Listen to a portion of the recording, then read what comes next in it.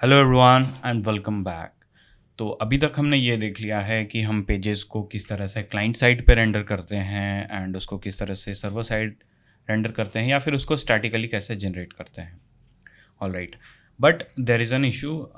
ये एक इशू तो नहीं कह सकते, बट हाँ, अभी अगर हम अपनी वेबसाइट पे चले, अपने पेज पे चले, so let me zoom it, और अगर हम इसे रीलोड करते हैं, यू कैन सी यहाँ पर हमें थोड़ा देर के लिए जो है ये लोड होता हुआ दिख रहा है।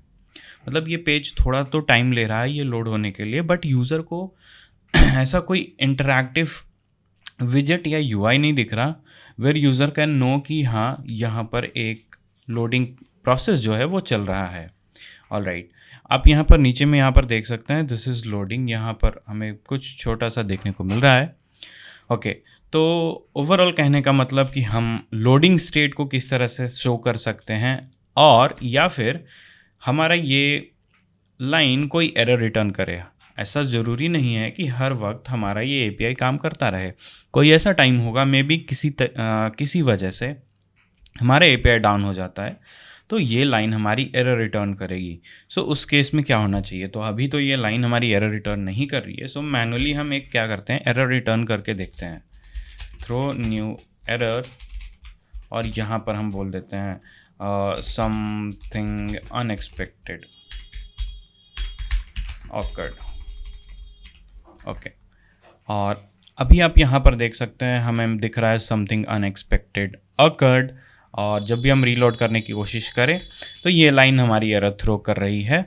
बट अगर इस टाइप के एरर्स हम यूज़र्स को शो करें तो वो एक सही तरीका नहीं होगा, बिकॉज आप देख सकते हैं हमें यहाँ पे कोड भी देखने को मिला है। तो यूज़र्स को ये कोड्स तो नहीं दिखेंगे, बट इन प्रोडक्शन मोड हमें कुछ अजीब टाइप का एक टेक्स्ट देखने को मिल सकता है। ऑल राइट, तो ओवरऑल कहने का मतलब कि हम loading state and error state को किस तरीके से इसमें दिखा सकते हैं। तो सबसे पहले हम इसको हटा लेते हैं और हम सबसे पहले चलते हैं अपने लोडिंग स्टेट के ऊपर में। तो हम अभी सबसे पहले यहाँ पर एक फ़ाइल बनाएंगे विच इज़ loading.tsx।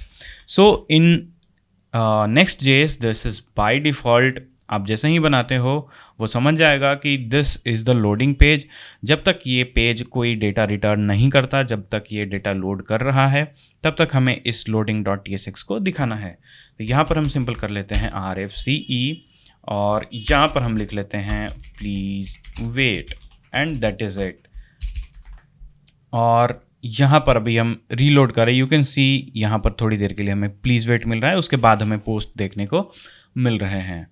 अगर हम फिर से रिलोड करें then this is going to show us. All right, but अभी हम एरर वाले चीज़ को किस तरह से हैंडल करेंगे? तो हम अभी फिर से यहाँ पर हमने पहले लिख रखा था, हम एक एरर रिटर्न कर देते हैं एंड रीलोड करते हैं। You can see please wait के बाद हमें एरर देखने को मिल रहा है, मीन्स ये डेटा लोड होने के बाद कुछ तो एरर हो रहा है। ऑल्दो हम एरर को अभी मिमिक कर रहे हैं बिकॉज हमारे पास ऐसा कोई एरर रिटर्न होता हुआ नहीं दिख रहा है एपीआई से, दैट इज़ वाई। बिल्कुल जिस तरीके से हमने लोडिंग को किया था उसी तरीके से हम एरर को भी करेंगे। So will make error dot tsx। तो इस केस में क्या होगा कि अगर इस तरह की कोई एरर रिटर्न हो रही होगी, उस केस में हमें ये फाइल रिटर्न होता हुआ मिल जाएगा। तो हम यहाँ पर लिख देंगे something unexpected occurred. Nice. Now if I reload this, you can see must be a client side component। तो हम इसे यहाँ पर use client बना लेते हैं because this needs to be a client side component।